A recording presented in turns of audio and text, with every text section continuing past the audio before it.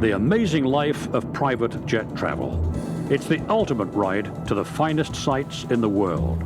It's beyond first class, and the business perks are astounding. Come aboard as we uncover the ins and outs of the private jet game.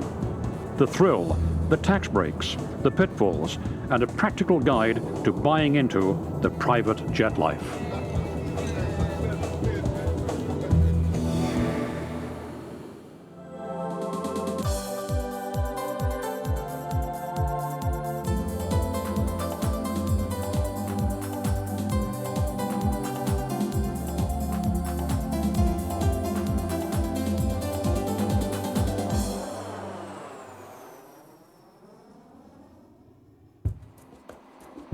Air travel has become a trial. The glory days of great service and excitement are gone. That is, unless you fly on a private jet. For most, that option has seemed out of reach. But now, more discerning travelers are realizing they can actually afford it.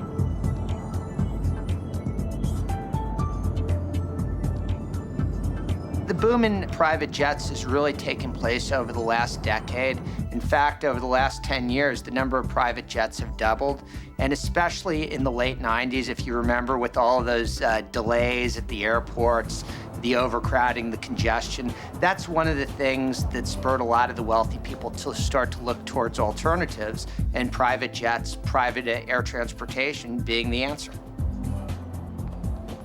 One would imagine that it might be about prestige or ego and other things, but primarily it's about time.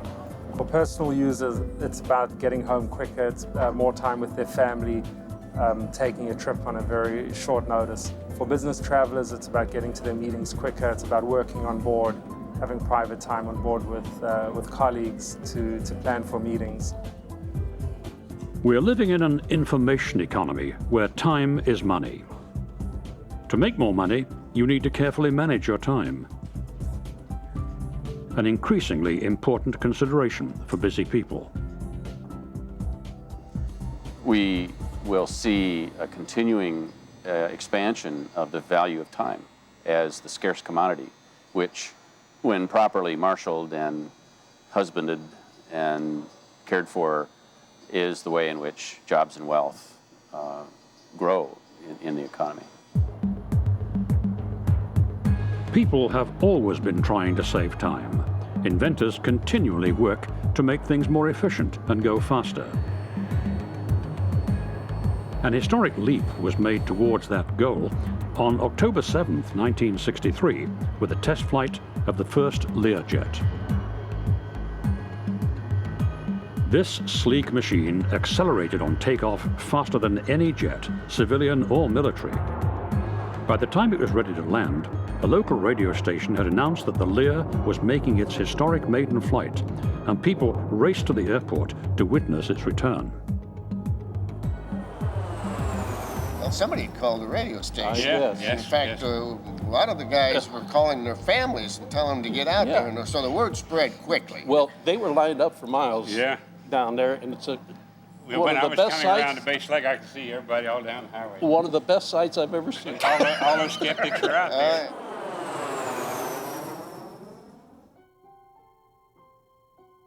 The Learjet was the invention of Bill Lear. He'd dropped out of 8th grade to tinker with radios. At 28, he patented the first car radio, and then turned his attention to aviation. Lear developed the first automatic direction finder for aircraft, the first autopilot, the first automatic landing system, and the first two-way radio for private planes. Then Bill Lear began dreaming about the ultimate business jet. He was 61 years old. Everyone said he was crazy. He was 60 years old. It's time to retire. What do you mean, Bill? You have all the money in the world. Why on earth would you want to, do something new and something risky and risk everything? You could lose your shirt. Business aircraft at the time were reconfigured surplus military aircraft, and Lear felt they were ponderous and slow. He was convinced there was a need for a nimble jet that had a cruising speed matching a commercial airliner, 500 miles per hour.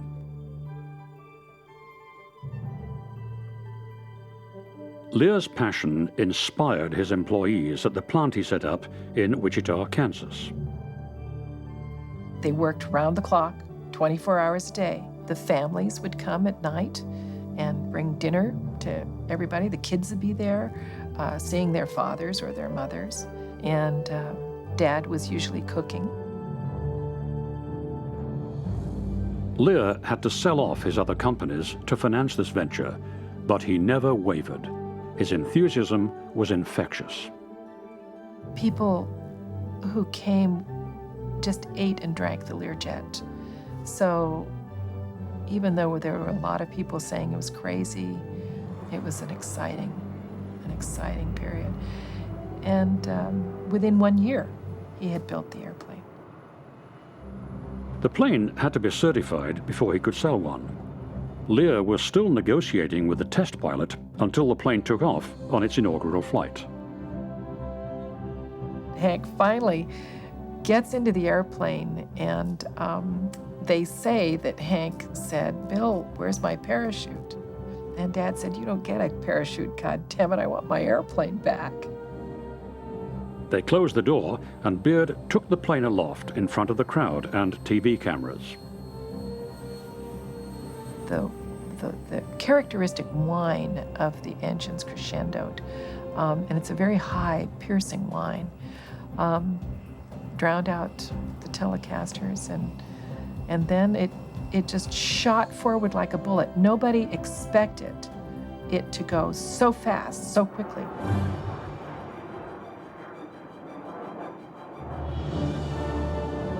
The test was a success, and by June of 1964, the FAA awarded Lear its coveted certification. The Lear team had done it. In 4 years, they created an airplane that had a 41,000-foot operating ceiling and 1,500-mile range. It provided jetliner performance for 5 to 7 passengers. But Bill Lear wanted to add one more touch: music for his plane. So he invented the 8-track tape player. Now his flying hot rod had real style. The Lear had a price tag of just over $500,000 fully equipped. The orders came pouring in.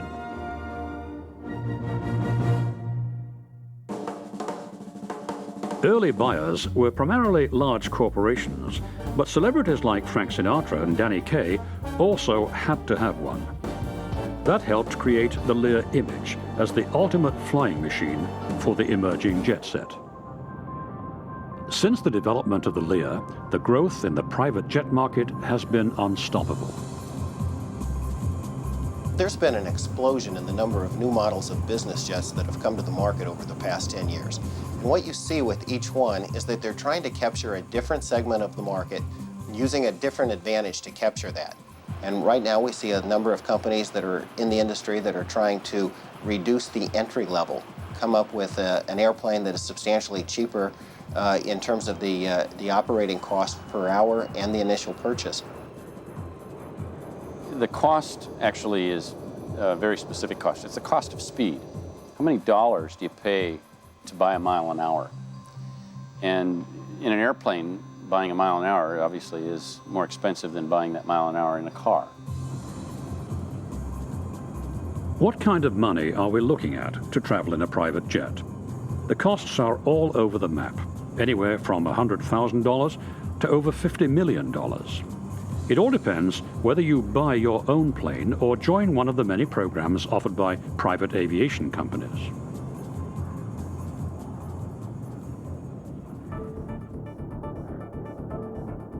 There are so many ways to sample private jet travel that the whole business becomes quite confusing.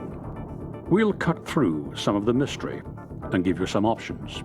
Owning your own plane is generally best suited for people who travel over 300 flight hours a year. You should start by talking to business advisors, aircraft consultants, and tax attorneys. When people get into conversations about buying an aircraft, it tends to have a very romantic quality to it. But I think in general, they need to understand what they're going to use the aircraft for, how much they're going to use it, And really, the driving decision behind it, is it going to be for business use? Is it going to be for personal use? Is it a combination of both?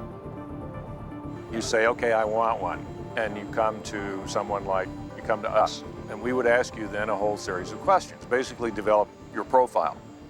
And then we fit an airplane to that profile. And really, when you think, the measures are quite obvious. Where do you go? So how far, right? How many people do you take? How much stuff do you take with you?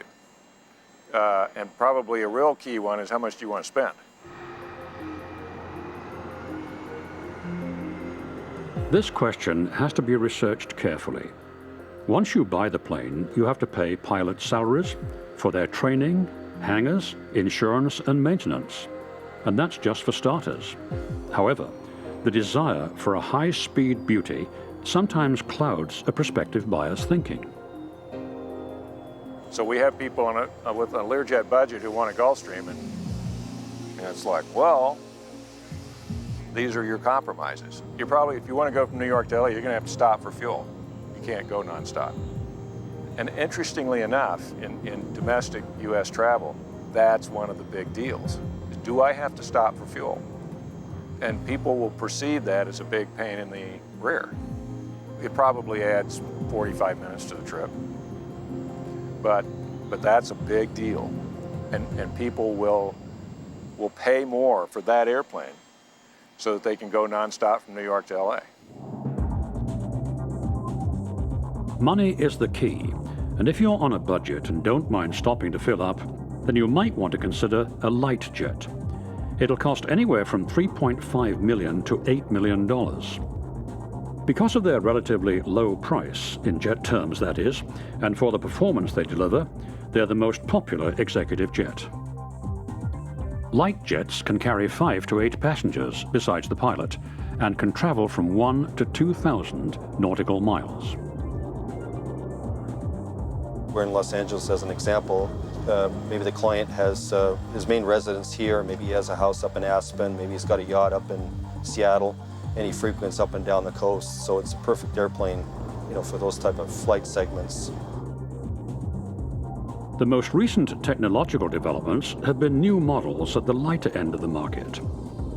The Cessna Citation, the Raytheon Premier 1, and the Sino-Swearingen SJ-30. These jets were made possible by an innovative low-cost jet engine designed by Williams International. One of these entry-level jets is designed, according to the ads, to go farther, faster, and higher for less. The Sino-Swearingen claims a range of 2,500 nautical miles, a distance once the sole preserve of much larger aircraft.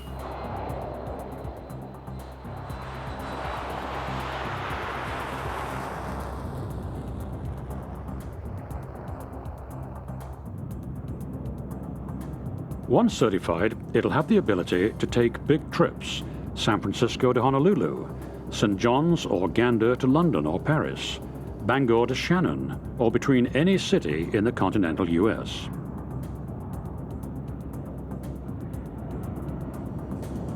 These planes can make multiple short stops without having to refuel. The ability for business users to maximize their time is one of the big draws for all entry-level jets. It's not about comfort or amenities. A small business jet is probably no more luxurious, so to speak, than a coach seat on an airliner. There's the advantage of there are only maybe 4 or 5 seats in the airplane, but you can't stand up in the airplane. They're chosen not for their luxury, but for the fact that they satisfy a necessity, efficient travel. For people who are located in the Midwest and the East, an airplane with a 1,500-mile range is fine. I mean, you can go anywhere you want to go. What happens is when you decide you want to go out west, that's the long leg. This is where the mid-sized jet comes in, but expect to pay more for the size and range. The medium jets span in used airplanes, $6 million to new airplanes, 17, 18 million in price. And actually, interestingly, these airplanes are almost all the same speed. They don't get faster as they get bigger, and they all go Mach 0.8.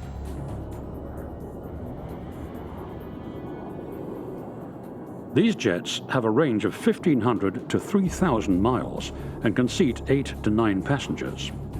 They're also distinguished from most light jets because you can stand up in the cabin. This is a real bonus for long-haul trips. We're actually sitting on a Bombardier Challenger 600 series aircraft, which is a medium-range aircraft, which is ideal for a client if they're going LA to New York nonstop. You can actually go to Hawaii in this, go to Europe within one stop. It's got a decent-sized cabin. It's transcontinental, and obviously it's a little bit more than a smaller version, but it's a very popular series aircraft for those type of venues.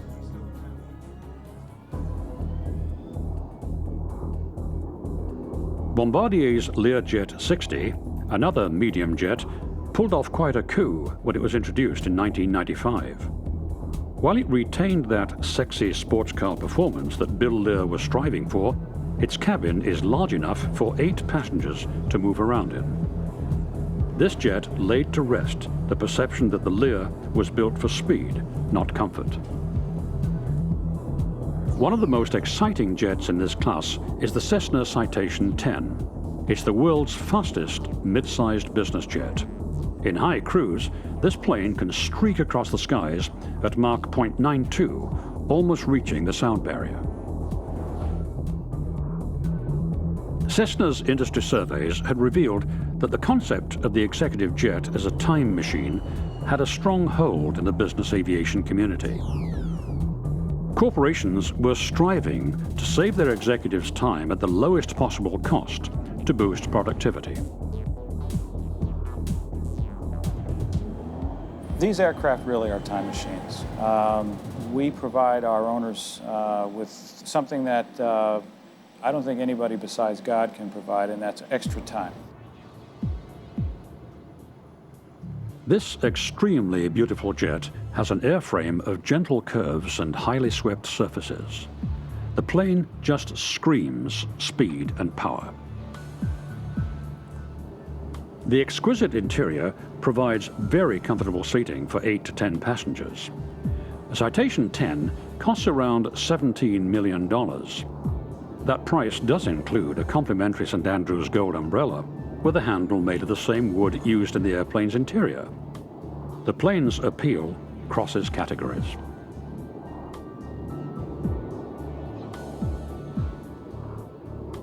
It's not a small airplane. That airplane is actually, interestingly enough, that airplane's sort of in a niche of its own. It's bigger than a mid-sized jet and it's smaller than a big jet.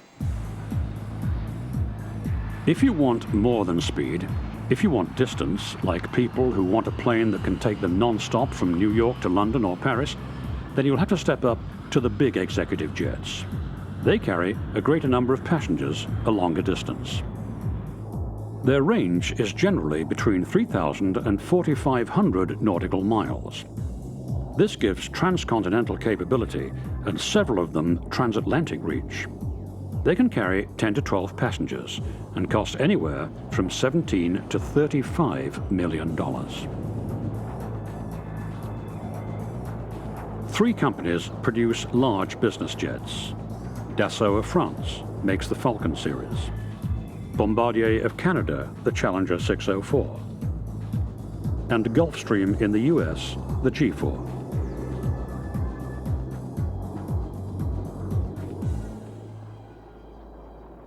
The Challenger 604 is the most popular large corporate jet because of its extra-wide cabin.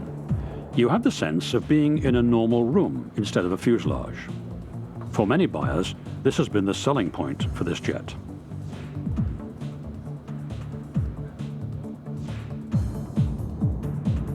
The 3-engine Falcon 50 has been in production for over 3 decades, with only minor upgrades along the way. That is the mark of a good design. Pilots like the comfort of knowing they have 3 engines to rely on. This plane has a long reach and excellent short-field performance. CEOs worldwide dubbed it the Mini 727.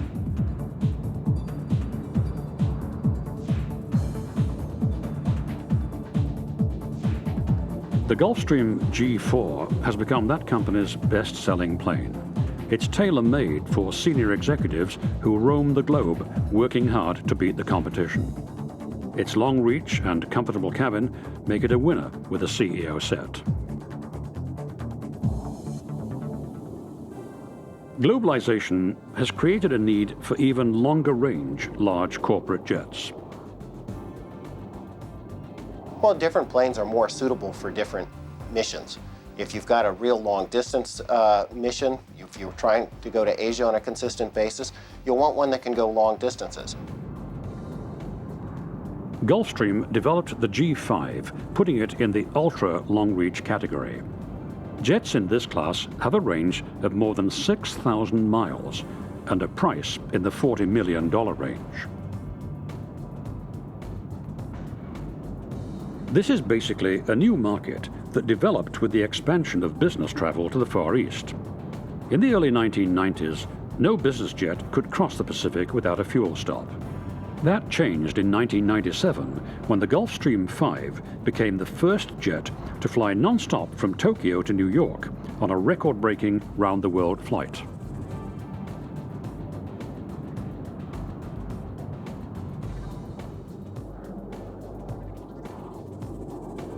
About 1 year later, Bombardier's Global Express entered the market. These jets have sold well, and orders are backlogged several years. While these planes are spacious, a long flight can still be taxing.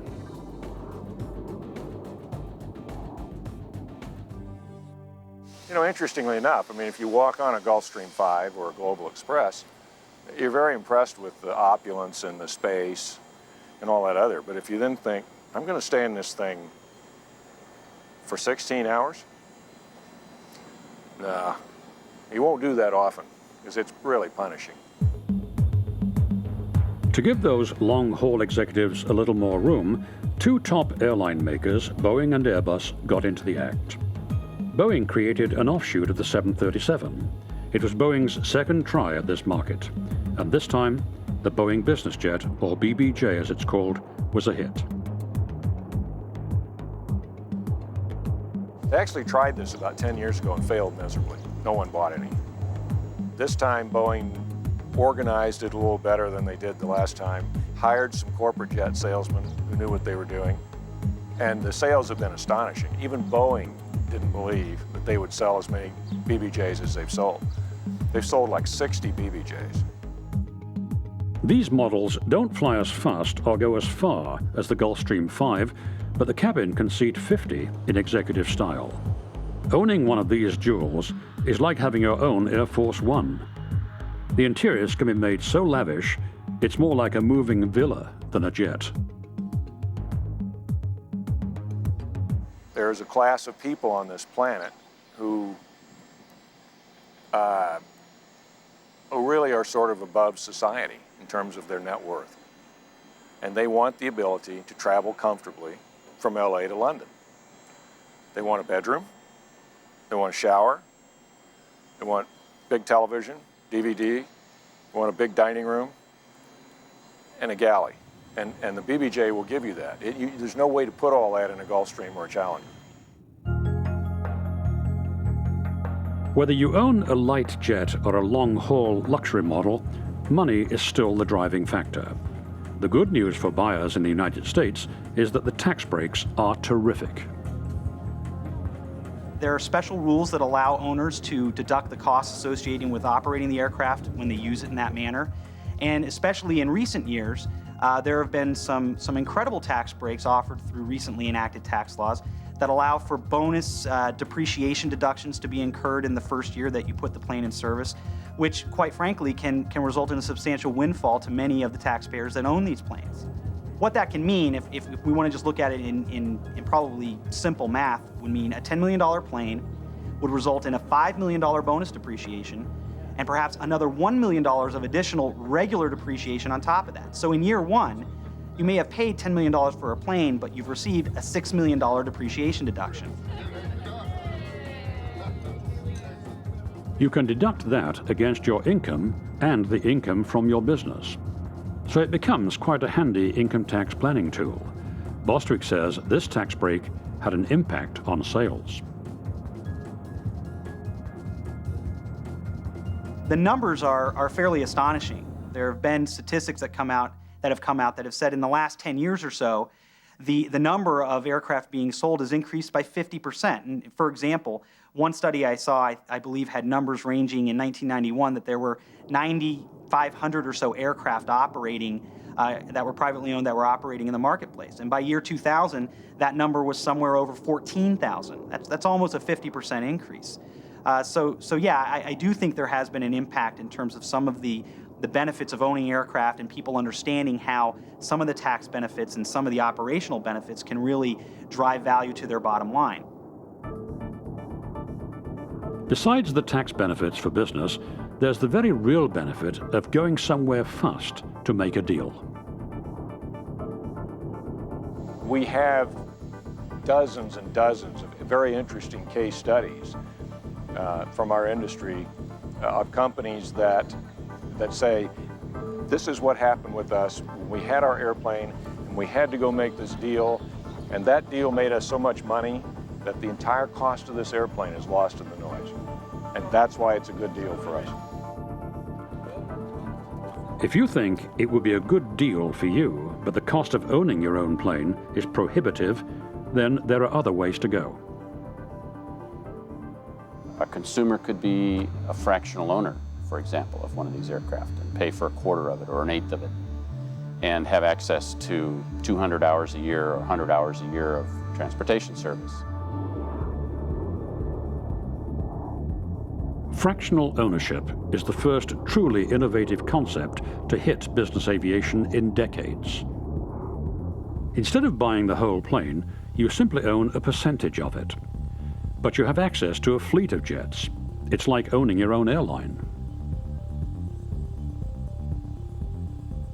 I was paying for 100% of a plane a few years back when I had a plane for Berkshire Hathaway, but I wasn't using it 100% of the time, and I wasn't using it 50% of the time. I was using it about 25% of the time. So I was paying 4 times as much for a capital asset as I had the need for. Billionaire investor Warren Buffett was so impressed with the whole concept of fractional ownership, he bought the company, NetJets. As soon as I learned that instead of owning a whole plane, I could own a quarter of a plane and have absolutely the same service, better service, and have the pilots trained, have the service personnel friendly and cooperative. I just didn't have to have 4 times the investment to get the same result or even an inferior result. In most situations, in most cases, the average individual or even company doesn't fly enough to warrant buying an airplane that's going to cost, again, $10 to $15 to $35 million. The fractional concept was dreamed up by a former mathematics professor, Richard Santulli. He got the idea while he was considering the cost of buying his own plane.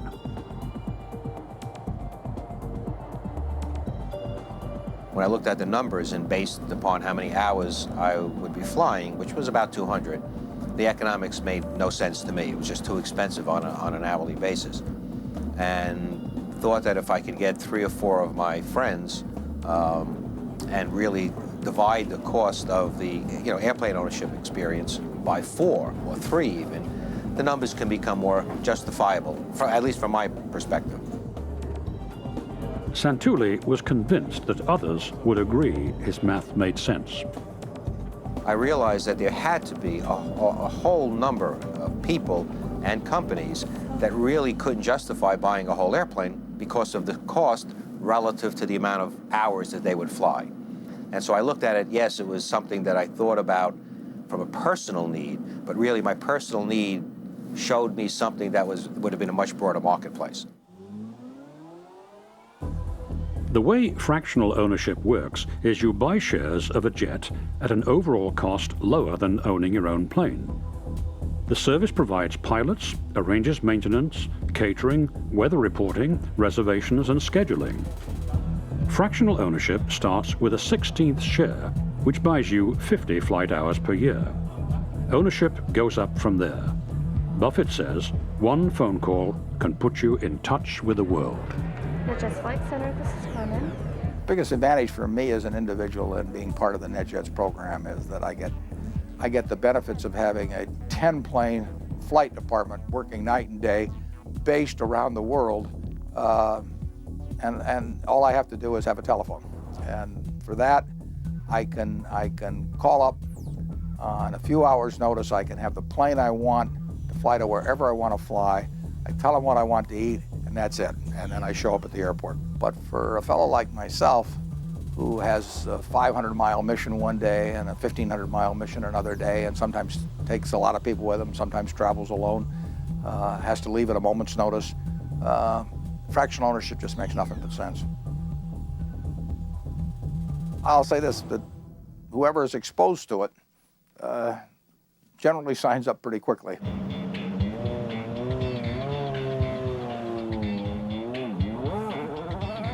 I used to own my own planes, found out that that wasn't all that it was cracked up to be. Before signing on with NetJets' competitor, FlexJets, Indianapolis 500 winner and racing team owner Bobby Rahal loved pulling into town on his own plane.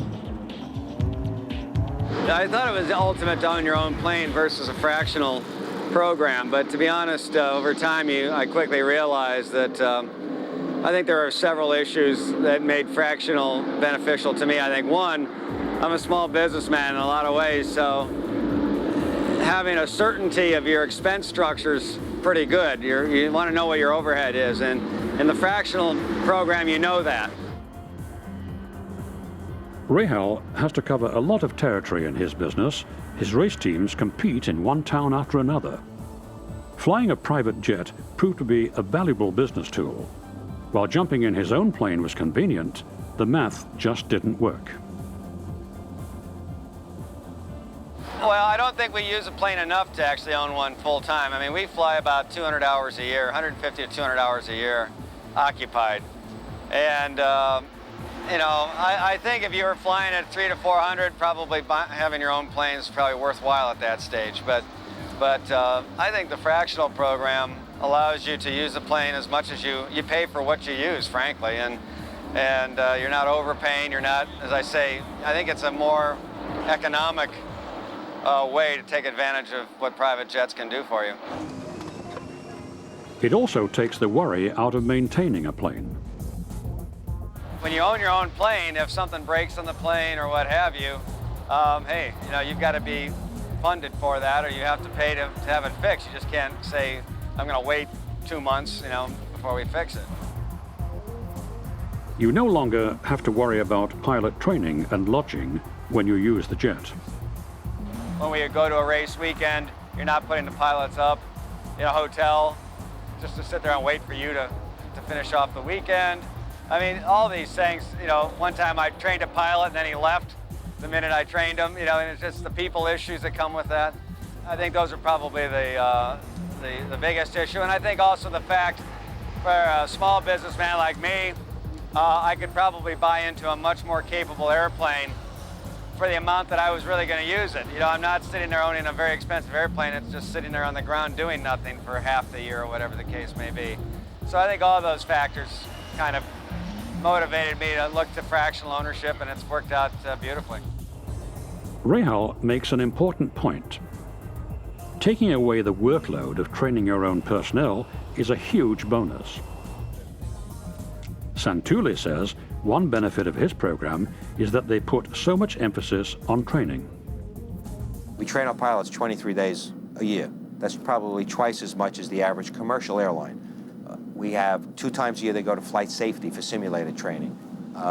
We have 13 today full-time meteorologists. We have licensed dispatchers. I mean, I guess people call it overkill, but basically that's, you know, the premise and the promise that I make to my owners is that, I mean, basically I look and say, you've put your life in my hands, and we will do everything possible to make it the safest possible operation in the world. NetJets has taken another innovative step to make its operations safe. They forged a relationship with the Mayo Clinic. All its private jets are equipped with the latest medical equipment, and the flight crews are trained for emergencies. It's like sitting next to your own team of doctors on every flight. It takes some of the worry out of flying. On a NetJet flight, you can get a range of fast emergency care.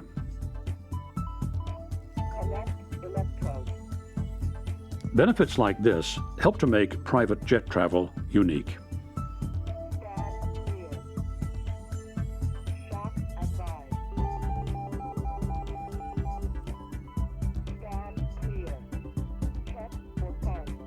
From a business point of view, commercial airlines can't compete with what we could offer a businessman. What people buy is an absolute experience that makes travel easy. Although much smaller, Bombardier's FlexJet strives to offer comparable service. We really attempt to anticipate what our owners are going to want, and what happens is that when they come on board with us, then we start to visit with them. We ask them a lot of questions about where do they like to travel, what kinds of foods do they like to eat, any special requests that they might have, a little bit about their lifestyle. Do they travel with big dogs, lots of children, just a little bit about them, so that then we can tailor our services to assist them, and that's what makes us different. FlexJets offers its own set of aviation services designed to meet the needs of demanding travelers. Once we have a request for a flight, then that flight electronically is sent over to our planning group. And what they do here is they look at whether or not it's an international flight. If it's international, then our folks get involved in looking at the customs, requirements, and any of the pieces of traveling internationally. And then we will be looking at weather and whether or not it's appropriate time-wise as far as getting in and out of different airports because of any weather patterns that might be happening.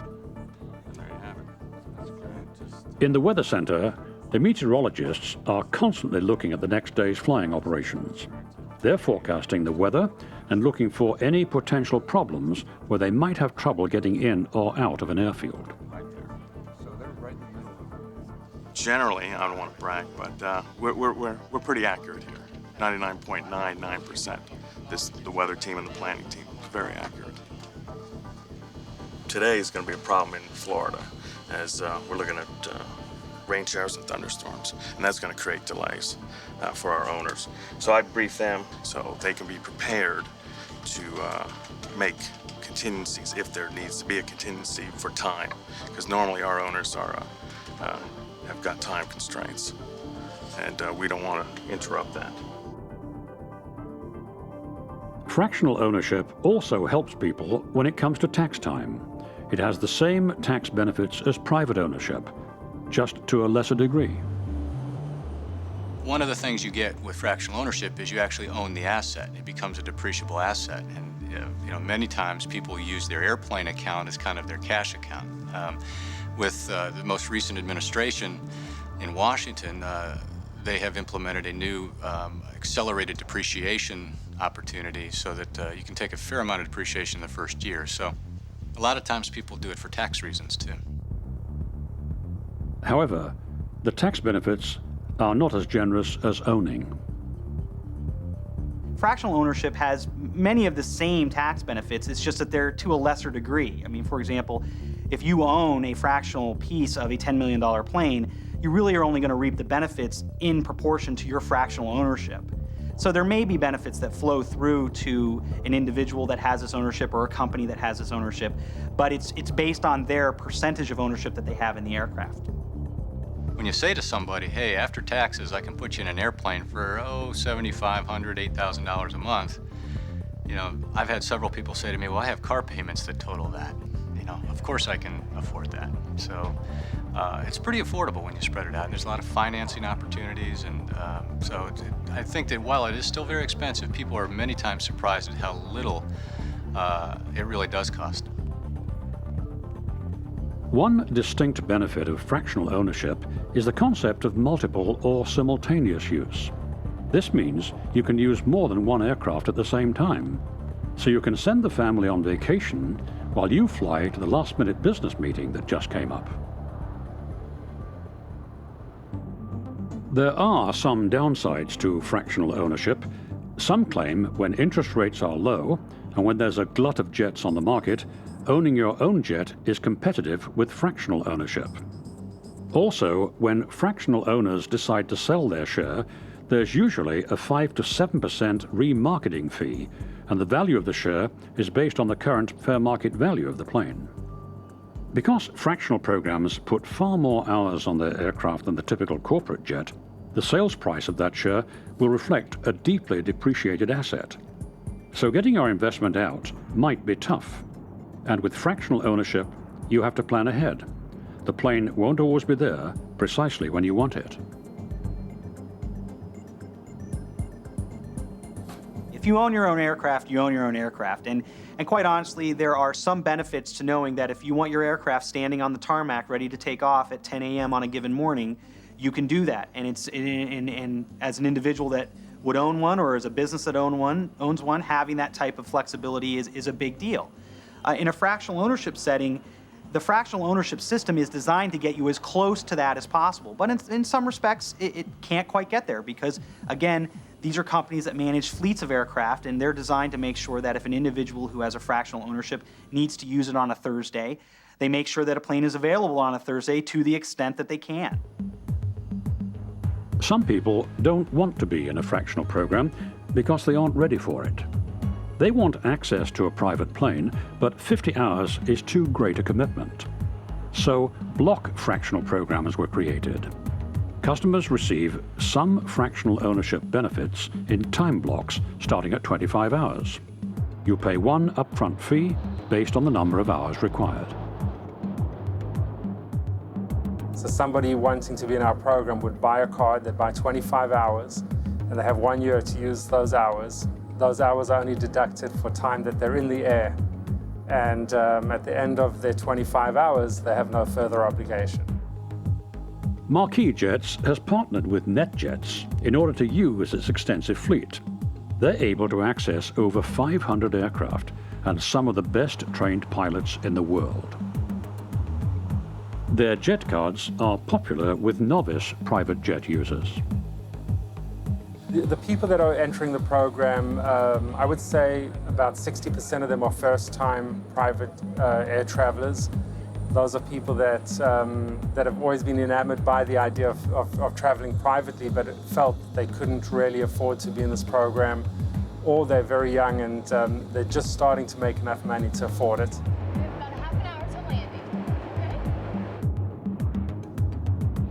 Membership in a block fractional program starts at a little over $100,000 for 25 hours of flight time. The hourly price point, though, is usually higher than with the fractional ownership program. Clingman says that doesn't deter marquee customers. The most common reaction I get when I call my customers is, "You've changed my life. There's no way of going back." And people that have come into our program expecting to use private travel for some part of their travel, but travel commercially for other parts of it, very shortly after getting their card decided this is the way they're going to go for everything.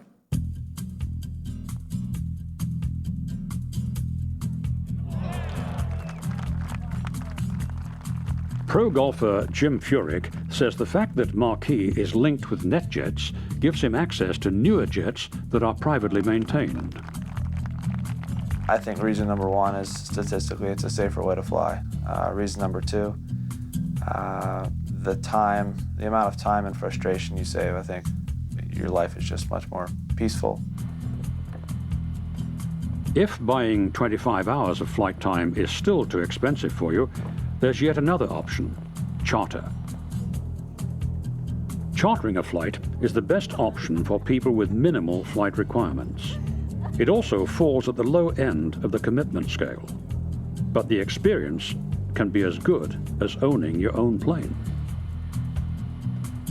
Most of our flyers get off of the charter flight feeling as though they have been taken very good care of, They are refreshed when they get to their destination, and I don't think guilt is a part of it. I think they realize that what they've just done was a smart choice, not an overindulgence.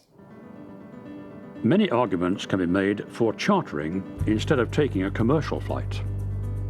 Statistics show that an executive is actually more efficient and gets more productivity done in the airplane flying in a chartered aircraft than they do in their own offices. In choosing a charter, it's very important to find a reputable company.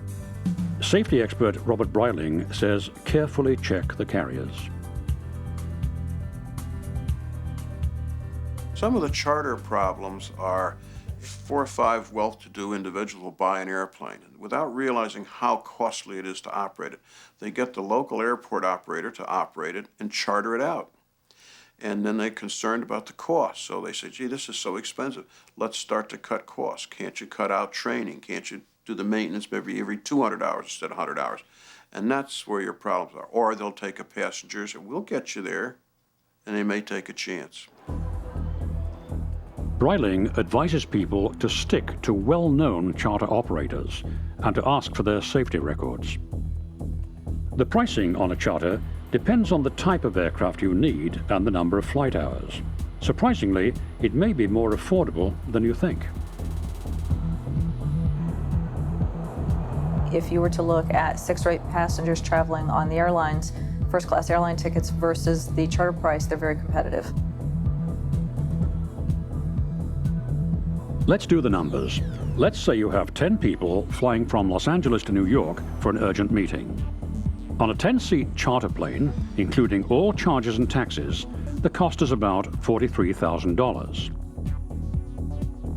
A same-day first-class round-trip ticket on a major airline can cost you about $4,500 each. That's $45,000, and there's the cost of the travel time. There's a very real cost to a company to have their people sitting around in check-in lines and security lines and those sorts of things to fly on the airlines. So if you calculate that in, our flights can absolutely save the company money and be less expensive than the airlines. Charter can be competitive when used for one-day multi-stop trips and some overnight trips. Anything other than that can be more expensive because of what the industry calls dead legs. Let's say our flight from LA to New York meant staying several days for business. Instead of waiting for you, the charter jet will return to its home base in LA. You'll probably be charged for that empty flight or dead leg. Some charter companies are able to sell the return trip, but don't count on it. There are now computer spreadsheets that can help you determine if it will be more cost-effective to charter or go commercial. There's a lot of software that allows companies to compare private travel versus commercial travel. And they're using that software to determine on a case-by-case basis whether the commercial airlines or the company plane should be used. In some operations, when they have 3 or 4 people going to 4 or 5 different out-of-the-way markets, they almost always go with general aviation. At other times, they use commercial aviation because they find that more affordable. But it gives you the flexibility to make a case-by-case determination of what fits your company's needs at that time. The journey into private jet travel is getting easier all the time. The demand is growing. Whenever people sample the rarefied world of private jet travel, they're hooked. Well, almost always when we put a person in an airplane and they do their first flight, and they always have great comments about it. If I'd have known this was this great, I would have done this 10 years ago. I mean, I can't think of one case where a guy said, boy, this wasn't the right thing to do. Never, ever seen that. Our desire to fly and the ability to afford it are coming together to create an exciting new future for private jet travel. Hang on and get ready to soar.